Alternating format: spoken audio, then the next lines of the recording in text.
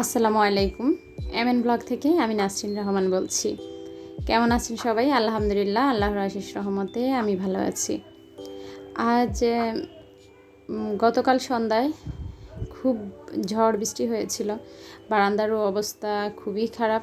এখন যখন আমি ভয়েস দিচ্ছি আজ শনিবার সন্ধ্যাবেলা, তখনও খুব ঝড় হচ্ছে। তো বারান্দাটা পরিষ্কার করলাম, আবারও কালকে পরিষ্কার করতে হবে।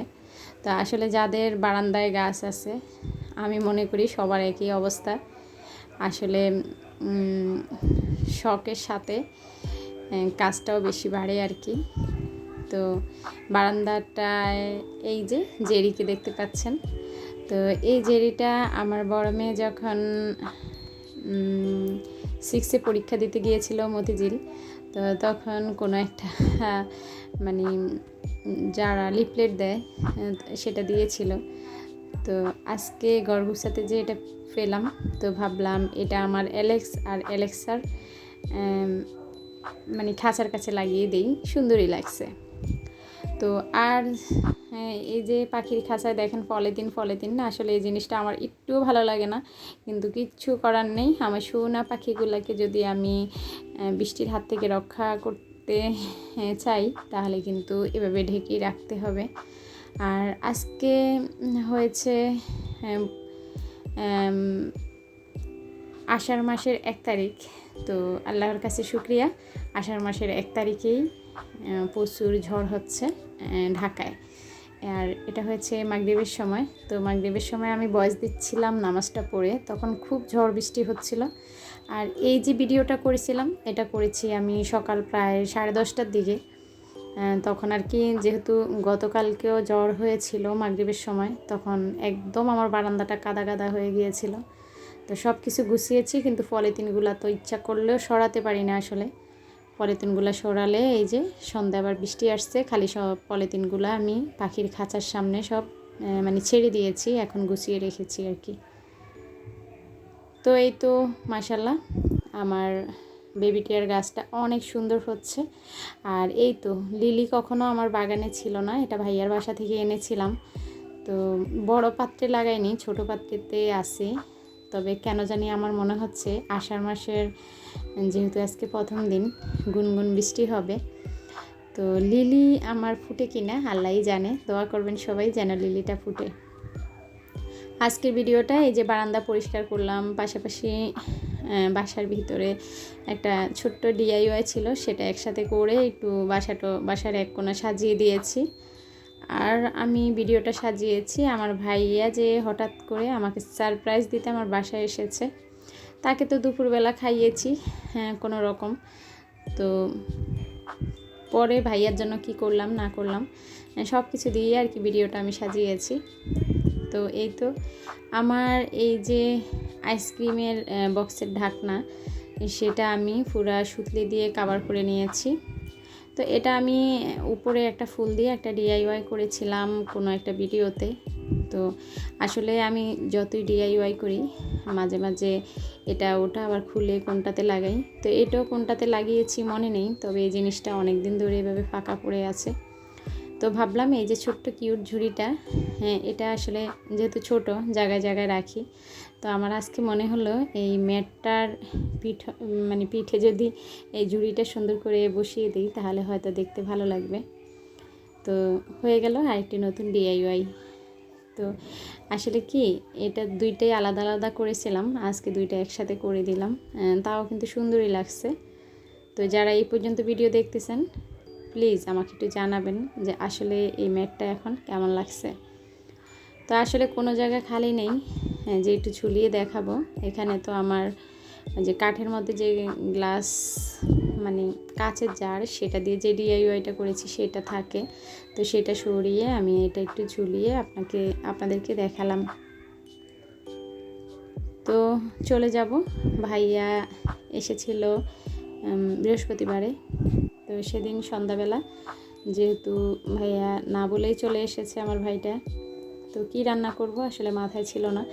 আর এত গরম লাগে সন্ধ্যাবেলা হলে, রান্না করতে ইচ্ছা করে না, কিন্তু ভাই এসেছে বলে কথা।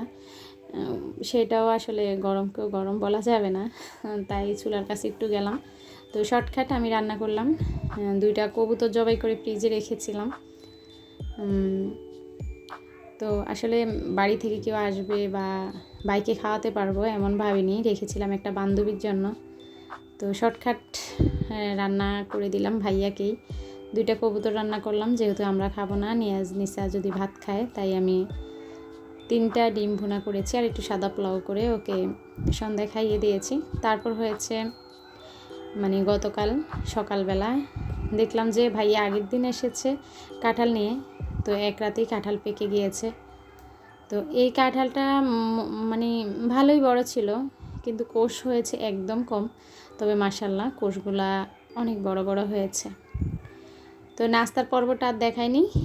পরোটা খেয়েছি, ডিম, তারপর একটু গোশ দিয়ে ডাল ভুনা করেছিলাম, সেমাই রান্না করেছিলাম, সেগুলো নাস্তা খাওয়া হয়েছে। নাস্তা শেষ করে এখন দুপুরের আয়োজন। তো আসলে দুপুরে যখন রান্না করতেছিলাম তখনও আমি জানি না যে আমার ভাইটা চলে যাবে, কেননা আমি মনে করছি যে ও যেহেতু আগের দিন এসেছে, এক রাত্রে থেকেছে, আজকের দিনটা থাকবে। তো যেহেতু শুক্রবার ছিল, তো ভাবলাম শুক্রবারে কি রান্না করা যায়। আপনাদের ভাইয়া বাসায়, বাচ্চাদেরও পরীক্ষা নেই, সব বন্ধ। তো এই তো এখানে আমি দেখতে পেয়েছেন যে সপারটা দিয়ে এটা আমি ব্লাইন্ড করেছি।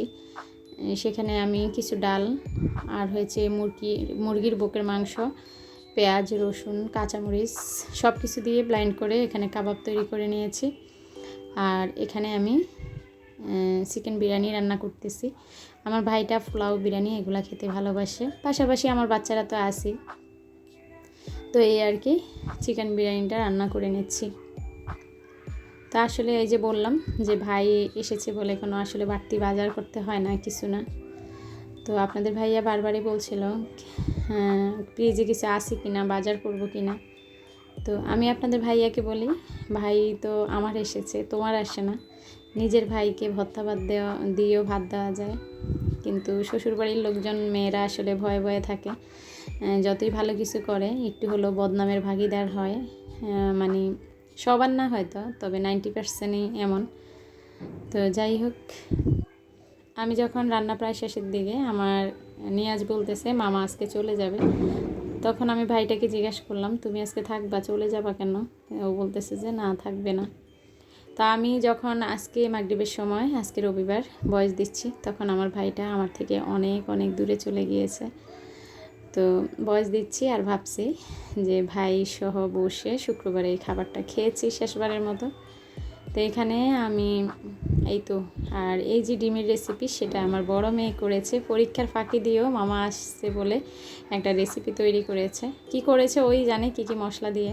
তো এটা আসলে এই রেসিপিটা আমি রেসিপিটা রাখিনি, কেননা ভিডিওটা বেশি লম্বা হয়ে যাবে। তো ওর রেসিপিটা আমি শর্ট ভিডিও আকারে ছাড়বো, আপনারা দেখে নিন আমার মেয়ে কী রান্না করেছে।